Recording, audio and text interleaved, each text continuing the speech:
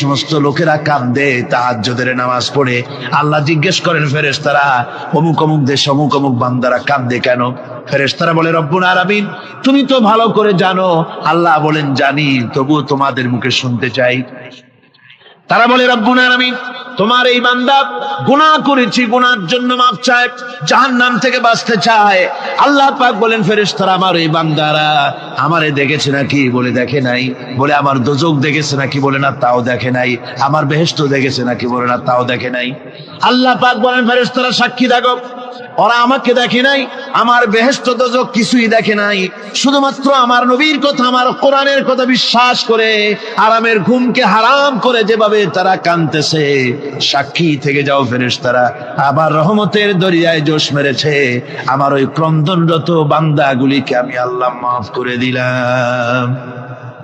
কোরআনে কারীম থেকে শুনুন, আল্লাহ রাব্বুল আলামিন বলেন, ওয়াকাযালিকা জাআলনা লিকুল্লি নাবিয়্যিন আদুওয়াম মিনাল মুজরিমিন। আল্লাহ পাক বলেন, এমনি করে আমি সকল নবীদের শত্রু বানিয়ে দিয়েছি, সব পাপিষ্ঠ আর অপরাধ প্রবণ লোকদেরকে। প্রত্যেক যুগে নবীদের শত্রু ছিল, প্রত্যেক যুগে নবীদের কি ছিল? শত্রু ছিল। সে শত্রু কারা ছিল? আল্লাহ পাক বলছেন, নবীদের শত্রু ছিল পাপিষ্ঠ আর অপরাধ প্রবণ লোক, এরাই ছিল নবীদের দুশমন। রাসূলগণের অবস্থা যদি এই হয়, তাহলে তার উম্মত, ওই দিনের ধারক বাহক যারা, তাদের বুঝি বিপদ আপদ হবে না নাকি? হবে কিনা? মুমিনদেরকে, পয়গম্বরদেরকে, সাহাবীদেরকে এবং ঈমানদারদেরকে মারে কেন? তার কারণ হচ্ছে আল্লাহ রাব্বুল আলামিন বলেছেন, ওয়া মা নাকামু মিনহুম ইল্লা আইয়ুমিনু বিল্লাহিল আজিজিল হামিদ। কাফিররা ঈমানদার লোকদেরকে অন্য কোন অপরাধী নির্যাতন চালায় না, নির্যাতন চালায় শুধু এই কারণে, যেহেতু মুমিন লোকেরা পরাক্রমশালী, আল্লাহ রাব্বুল আলামিনের দ্বীনকে কায়েম করতে চায়, তার উপরে ঈমান এনেছে, এই কারণেই তারা মারে। ঠিক কিনা কর? যুগে যুগে নবীদের উপরে, সাহাবীদের উপরে যে অত্যাচার হয়েছে, সে অত্যাচার এই কারণেই হয়েছে, অন্য কোনো কারণে নয়। এই কঠিন বিপদে অবিচলতা এবং ধৈর্যের দৃষ্টান্ত নবীগণ পেশ করেছেন পৃথিবীর বুকে। আমরা দেখেছি ইব্রাহিম আলাইহিস সালামকে আগুনে ফালানো হয়েছে, আছে না কোরআন শরীফে? আমি কিন্তু গল্প করতেছি না, সব কোরআনের কথা। কিসের কথা? ইব্রাহিম আলাইহিস সালামকে আগুনে ফালানো হচ্ছে। অপরাধ কি? অপরাধ হচ্ছে হযরত ইব্রাহিম আলাইহিস সালাম দাওয়াত দিয়েছেন, লা ইলাহা ইল্লাল্লাহ। জোরে পড়েন, লা ইলাহা ইল্লাল্লাহ, লা ইলাহা লা ইলাহা ইল্লাল্লাহ মুহাম্মাদুর রাসূলুল্লাহ। হযরত ইব্রাহিম আলাইহিস সালাম দ্বীনের দাওয়াত দিয়েছেন, এক আল্লাহর দাওয়াত দিয়েছেন, ঈমানের দাওয়াত দিয়েছেন। আর কোন অপরাধ ছিল না। নমরুদ সহ্য করতে পারলো না। কোরআনে কারীমের মধ্যে সব কথাগুলি আল্লাহ পাক এই জন্য বিধৃত করেছেন, এই জন্য কোরআনে কারীমের মধ্যে সব কথা উঠায় দিয়েছেন, যাতে করে মুমিনেরা বিপদ আসলে পরে যেন ঘাবড়ে না যায়। ইব্রাহিম আলাইহিস সালামকে আগুনে ফালানো হচ্ছে। ফেরেশতা বলছে, ইব্রাহিম তোমারে আগুনে ফালায় দাও হতেছে, আমার কাছে সাহায্য চাও, আমার কাছে ক্ষমতা আছে, আগুনগুলো উঠাইয়ে নমরুদের বংশ জ্বালায় দেব। হযরত ইব্রাহিম ফেরেশতার কাছে সাহায্য চাইছিলেন নাকি? তিনি বললেন, ফেরেশতা তোমার কাছে সাহায্য কেন চাইব? আমি তো এমন কোন অন্ধ আল্লাহর ইবাদত করি না যেই অন্ধ স্রষ্টা তার গোলামের দুঃখ দুর্দশা না দেখেন। আমি তোমার কাছে সাহায্য চাইব না। হযরত ইব্রাহিম আলাইহিস সালাম পাশ করলেন। কি বলেন, পাশ করছেন না? ঈমানের পরীক্ষায় পাশ। আগুনের মধ্যে হযরত ইব্রাহিমকে যখন ফেলানো হচ্ছে, রব্বুল আলামিন আগুনের প্রতি নোটিশ করে দিলেন, ইয়া নারু কুনি বারদাও ওয়া সালামান আলা ইব্রাহিম। আগুন আমার ইব্রাহিমের জন্য শান্তিদায়ক, ঠান্ডা হয়ে যা। এখন কি আর আগুনের বাপের ক্ষমতা আছে ইব্রাহিমকে পোড়ানো? আর ক্ষমতা নাই। আমার বন্ধুগণ, ইব্রাহিম আগুনের ভিতরে আরামে বসা আছেন। আর ওদিকে নমরুদ বসে বসে দেখতেছে দূর থেকে ইব্রাহিম তো জ্বলে না, গায়ের মধ্যে আগুন জ্বলে গেল। ডাক দিয়া কয়, আগুন তোর হলো কি? কেন জ্বালাইতে পারিস না আমার দুশমন রে? হলোটা কি তোর? তোর কি জ্বালানো শক্তি বন্ধ হয়ে গেল নাকি? আগুনের ভিতর থেকে জবাব এলো, নমরুদ রে, আমার ভিতরে জ্বালানো শক্তি আছে কি নাই যদি প্রমাণ করতে চাও, টেস্ট করতে চাও, তুই নিজে আয়, তোরে শুদ্ধ তামাম দুনিয়া জ্বালাই দিতে পারি, ইব্রাহিমের এক গাছা পশমও জ্বালাইতে পারি না। তার কারণ হচ্ছে আমি হচ্ছি মাখলুক, আল্লাহ হচ্ছেন খালিক। আল্লাহ আমাকে বলেছেন না জ্বালাতে, তুমি 1000 বার বললেও আমি ইব্রাহিমকে জ্বালাইতে পারবো না। কোরআনে কারিমে ঘটনা বলে মুমিনদেরকে সাহস দেওয়া হচ্ছে, মুমিনেরা দ্বীনের কাজ করতে গিয়ে বিপদ আবাজ আসবে, ইমানের দাবি হলো বিপদ আসবে, আর বিপদ আসলে ঘাবড়ায় যেও না, মুসিবতে পড়ে চিন্তায় পেরেশানে হয়রান হয়ে যেও না। বিশ্বকবি আল্লামা ইকবাল কি সুন্দর করে বলেছেন, আজ ভি হোক জু ইব্রাহিম কা ইমা पैदा आग कर सकती है एक अंदाज गुलिस्तां पैदा। ইব্রাহিমের ইমান যদি আজিও কোথাও হয় বিদ্যমান, করতে পারেন অগ্নিকুণ্ডে খুবসুরত এক গুলিস্তান। আজও যদি আগুনের ভিতরে কোন নমরুদ কোন ইব্রাহিমকে যদি ফেলে দেয়, আল্লাহ রাব্বুল আলামিন আজও আগুনকে ফুলের বাগান বানায়া দিবেন। সুবহানাল্লাহ। ভয় পাওয়ার কারণ নাই, চিন্তা করার কোনো কারণ নাই। আমার বন্ধুগণ, হযরতে হুদ আলাইহিস সালামকে যখন সমাজের লোকেরা, রাষ্ট্রের লোকেরা ঘিরে ফেলে দিল, সমাজ শক্তি, রাষ্ট্র শক্তি যখন তাকে ঘিরে ফেলে দিল, ষড়যন্ত্রের পাহাড় তুলে দিল, তারে মেরে ফেলে দিবে, হযরত হুদ দেশ থেকে তা পালায় গেলেন না, ভয় পেলেন না। হযরতে হুদ আলাইহিস সালাম বললেন, কোরআনে কারিমে হযরত হুদের কথা কোট করা হলো, ফাকিদুনি জামিআন সুম্মা লা তুনজিরুন। সম্মিলিতভাবে ষড়যন্ত্র করো আমার বিরুদ্ধে, সবাই মিলে ষড়যন্ত্র করো, সুম্মা লা তুনজিরুন, আর আমাকে এতটুকু অবকাশ তোমরা দিও না। ইন্নী তাওয়াক্কালতু আলাল্লাহি রাব্বি ওয়া রাব্বিকুম, আমি ভরসা করেছি সেই আল্লাহর উপরে যার কুদরতি হাতের ভেতরে, যিনি আমাদের রব তোমাদেরও রব, আর যার কুদরতি হাতের ভিতরে তামাম পৃথিবীর জানগুলি যার হাতে, সে আল্লাহর উপরে ভরসা করেছি। ষড়যন্ত্র যদ্দূর আছে করতে থাকো, আমি ষড়যন্ত্র পরোয়া করি না। সুবহানাল্লাহ। যে ব্যক্তি বিদ্রোহ করেছে এবং দুনিয়ার জীবনকে অগ্রাধিকার দিয়েছে, তার জায়গা হচ্ছে জাহান্নাম। জোরে বলেন নাউজুবিল্লাহ। যে ব্যক্তি আল্লাহর সঙ্গে বিদ্রোহ করেছে আর পরকালের জন্য পাথর জোগাড় করে নাই, দুনিয়াকে অগ্রাধিকার দিল, পরকালকে ভুলে গেল, তার জায়গা হলো জাহান্নাম। ওয়াম্মা মান খাফা মাকামা রাব্বিহি ওয়া নাহান নাফসা আনিল হাওয়া ফাইন্নাল জান্নাতা হিয়াল মাওয়া। আর যে ব্যক্তি আপন প্রভুর সামনে উপস্থিত হকে ভয় করেছে এবং আপন প্রবৃত্তিকে লালসা মুক্ত করেছে, লালসার হাত থেকে রক্ষা করেছে, আল্লাহ রাব্বুল আলামিন কিয়ামতের দিন তার জন্য রেখে দিয়েছেন জান্নাত। তার জন্য কোন জায়গা? জান্নাত।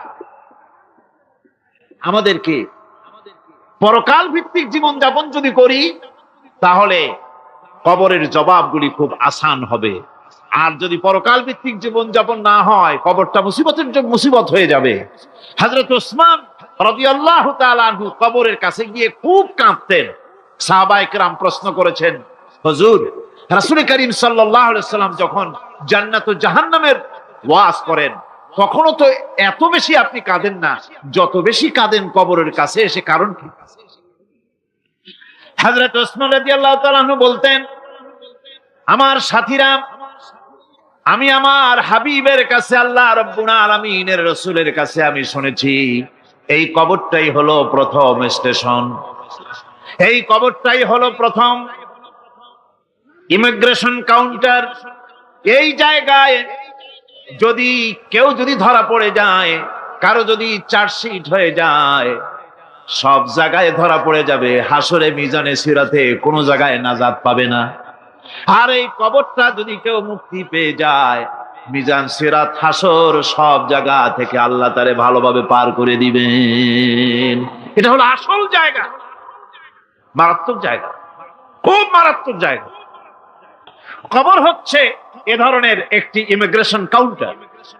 কবরের ভিতরে মানুষ যখনই রাখা হবে, সঙ্গে সঙ্গে দুজন ফেরেশতা আসবে।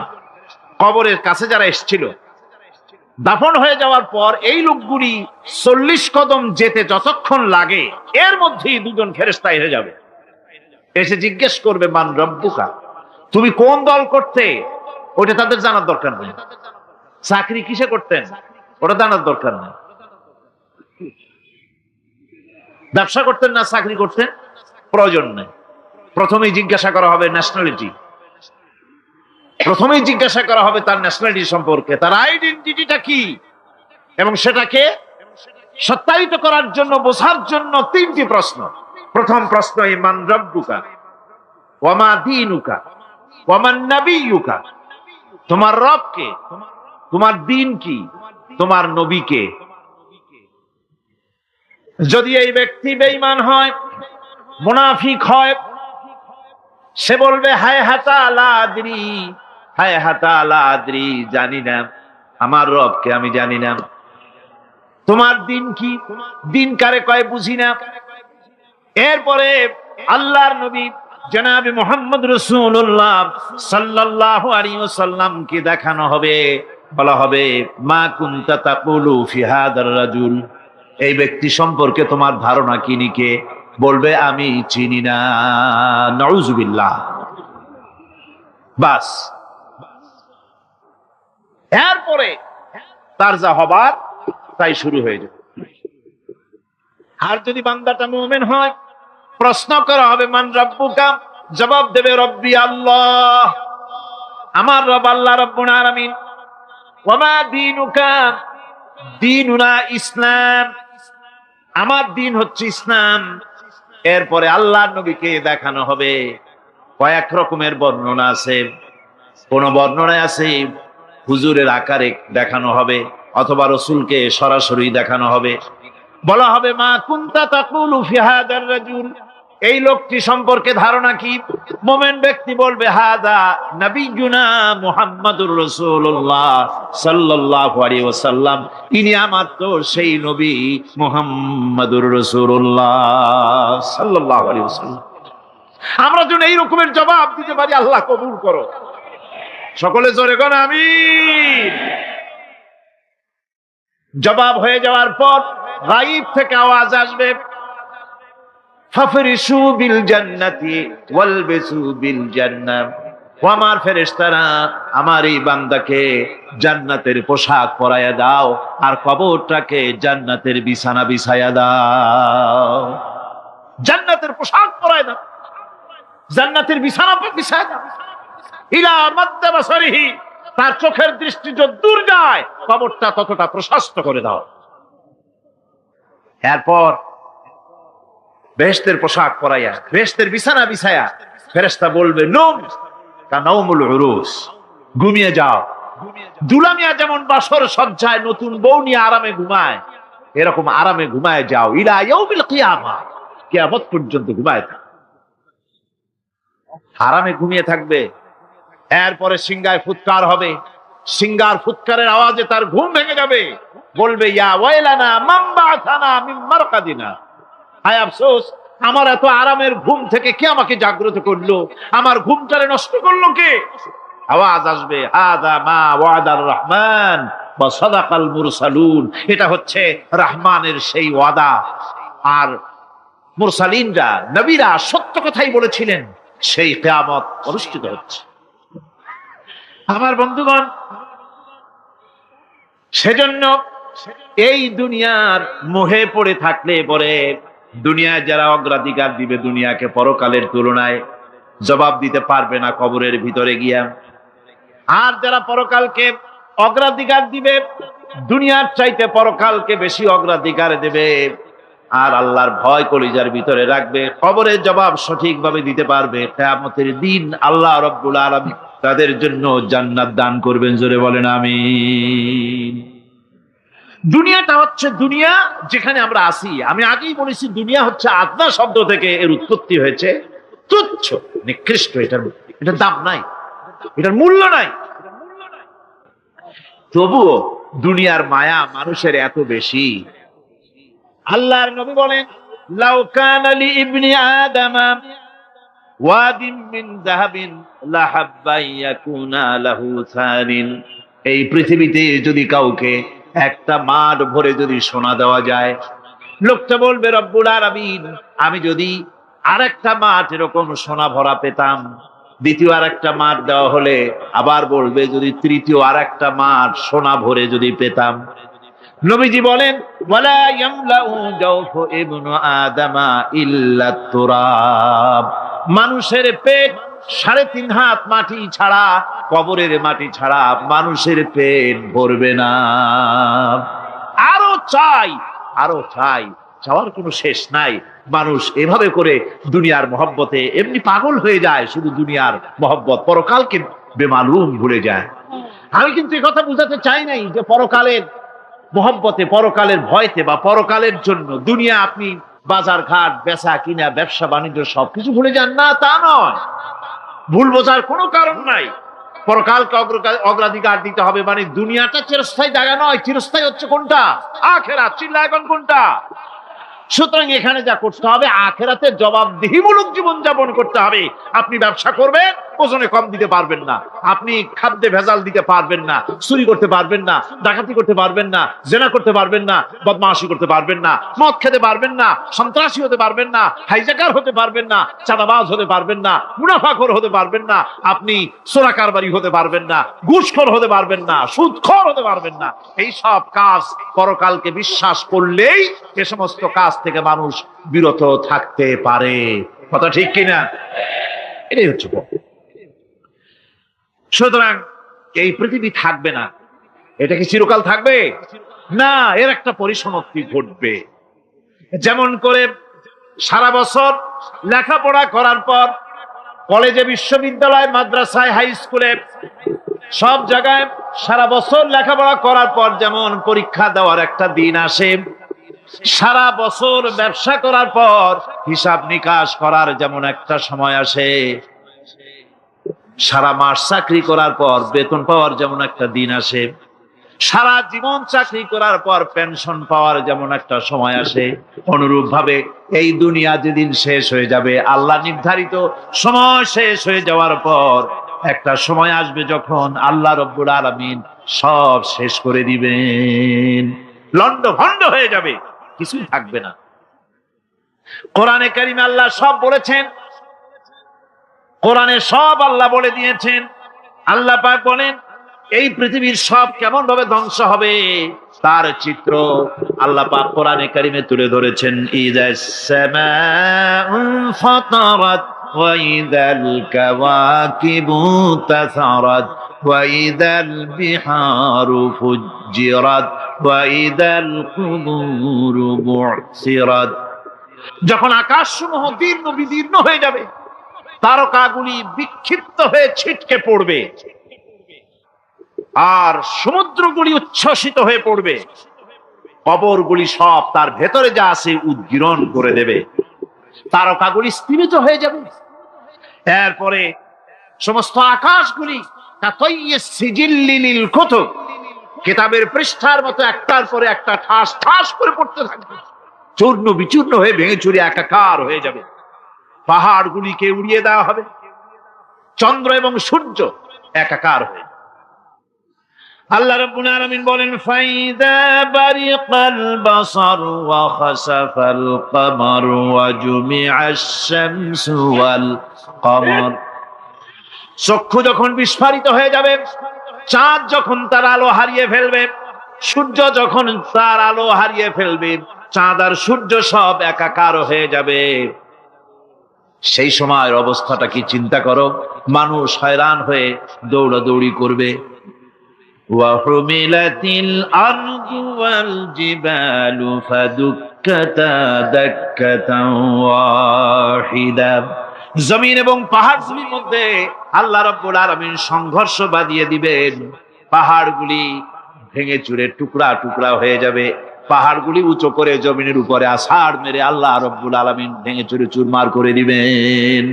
সুবহানাল্লাহ। ওয়াতাকুনুল জিবালু কালইহনিল মানফুস, পাহাড়গুলো পেঁজা ধোনা তুলার মতো করে উড়িয়ে দেওয়া হবে, পাহাড় উড়ে যাবে। সুবহানাল্লাহ। ভাইরা আমার, এই পৃথিবী একদিন পরিসমাপ্তি ঘটবে এবং আল্লাহর দরবারে আমাদেরকে উঠতে হবে এবং সেখানে আমাদের বিচার হবে। সেখানে আমাদের কি হবে? বিচার হবে। আল্লাহ পাক বিচারটাকে নির্ভুল করার জন্য, সঠিক করার জন্য প্রত্যেকের গলায় আমলনামা ঝুলায় রাখছে, এখানে রেকর্ডের ব্যবস্থা করা হয়েছে। আল্লাহ পাক বলছেন, ওয়া কুল্লা ইনসানিন আলজামনাহু তাইরাহু ফি উনুকিহি ওয়া নুখরিজু লাহু ইয়াওমাল কিয়ামাতি কিতাবান ইয়ালকাহু মানশুরা। আল্লাহ পাক বলেন, প্রত্যেকের ভালো মন্দ কর্মফল, কর্মলিপি আমি তার গলায় ঝুলায় রেখেছি। কিয়ামতের দিন সে নিজের কাছে স্পষ্ট সব দেখতে পারবে, কোনো জিনিস বাদ পড়বে না। তার গলায় তার আমলনামা ঝুলানো আছে, সব রেকর্ড হতেছে। আমরা যা করছি সবগুলি রেকর্ড হয়ে যাচ্ছে। কিয়ামতে যখন আমলনামা তার সামনে দিয়ে বলা হবে, ইকরা কিতাবাকা কাফা বিনাফসিকাল ইয়াওমা আলাইকা হাসিবা, তাকে বলা হবে নিজের কর্মলিপি নিজেই পড়ো, আজ তুমি তোমার নিজের হিসাব নিতে যথেষ্ট। তাকে হিসাব করতে বলা হবে, তোমার হিসাব, তোমার নিজের হিসাব নেওয়ার জন্য তুমি যথেষ্ট, তোমার হিসাব তুমি নিজেই করো, এটা পড়ো। আর সেই কিয়ামতের দিন কোনো সাহায্যকারী মিলবে না। লান তানফাকুম আরহামুকুম ওয়ালা আওলাদুকুম ইয়াওমাল কিয়ামাহ। লান তানফা, কিয়ামতের দিন কোনো ফায়দা হবে না, অবশ্যই কোনো ফায়দা হবে না, কোনো উপকারে আসবে না। কিয়ামতের দিন তোমার সন্তান, তোমার স্ত্রী, তোমার মাল, তোমার সম্পদ কোন উপকারে আসবে না। কিয়ামতের ময়দানে সেদিন সব তোমার সাথে বিচ্ছেদ করবে, সব পালায় যাবে। সেখানে উৎকোষেরও কোনো কারবার নাই যে ঘুষ টুস দিয়া, ফেরেশতাদের কোন রকম বুঝবাজ দিয়া, আলাদা কোনো চোরাগলি পথ দিয়া একেবারে ফুট করে ভেসতে চলে যাবেন, এমন কোনো সুযোগ নাই। অনেকে বলে, হুজুর এমন কিছু দোয়া শিখায় দেন যাতে ওই সব জেহাদ বোমা এগুলি খুব ভয় পাই, ওসব রাস্তা টাস্তা না, খুব সহজে কিছু দোয়া দুরূদ করিয়া আস্তে করে জান্নাতে চলে যাওয়া যায়, এরকম একটা দোয়া, এরকম একটা পথ বলে দেন। আমি বলি, ভাই এরকমের কোন চোরাগলি আমার রাসূল আবিষ্কার করতে পারেন নাই, আল্লাহর পয়গম্বরের ওই ধরনের কোন পথ আবিষ্কার করতে পারেন নাই। সেখানে কিয়ামতের দিন কাউকে উৎকোষ গ্রহণ করার কেউ নাই, উৎকোষ দেওয়া যাবে না। আর উৎকোষ দিবি নেবা কি? আপনার কাছে কিছু নাইও, থাকলেও নেওয়ার কেউ নাই। এই দুনিয়ায় ফাঁকিবাজি করে বহুত কিছু করা যায়, কিন্তু কিয়ামতের মাঠে এগুলি কিছুই চলবে না। আল-ইয়াওমা লা ইয়ানফা'ু মালুন ওয়ালা বানুন, কিয়ামতের দিন ধন সন্তান সন্ততি আর সম্পদ কোনো কাজে লাগবে না। সেদিন শুধু আমল, আমল যদি ভালো হয় কাজে লাগবে, আমল খারাপ হবে সব শেষ হয়ে যাবে। আল্লাহ রাব্বুল আলামিন নবীজিকে ডেকে বলেছেন, নবী আপনি বলেন, কুল মা কুনতু বিদআম মিনার রাসূল, আপনি বলুন আমি কোন নতুন রাসূল নই, আমার আগে অনেক নবী রাসূল পৃথিবীতে এসেছেন, তারা বিদায় হয়ে গেছেন। আমি জানি না কিয়ামতের দিন আল্লাহ রাব্বুল আলামিন আমার সাথে কি ব্যবহার করবেন, আর আমি এও জানি না যে কিয়ামতের দিন আল্লাহ পাক তোমাদের সাথে কি ব্যবহার করবেন। এই আয়াত নাযিল হওয়ার পর আল্লাহর হাবিব তার মেয়েকে ডাকলেন, জামাইকে ডাকলেন, নাতিদেরকে ডাকলেন, আহলে বাইতদেরকে ডাকলেন, আর বললেন, ও আমার মেয়ে, কলিজার টুকরা ফাতেমা গো শোনো, কেবলমাত্র আয়াত নাজিল হয়ে গেল, আল্লাহ পাক আমাকে শুনাইছেন কিয়ামতের দিন আমি জানি না আমার সঙ্গে কি ব্যবহার করা হবে, আর এও জানি না যে তোমাদের সাথে কি ব্যবহার করা হবে। ও আমার কলিজার টুকরা মেয়ে ফাতেমা, কিয়ামতের দিন মুহাম্মদ সাল্লাল্লাহু আলাইহি সাল্লামের মেয়ে, এই হিসাবে তোমার নাজাতের ফয়সালা হবে না। ও আমার কলিজার টুকরা নাতি হাসান আর হোসেন, কিয়ামতের দিন মুহাম্মদ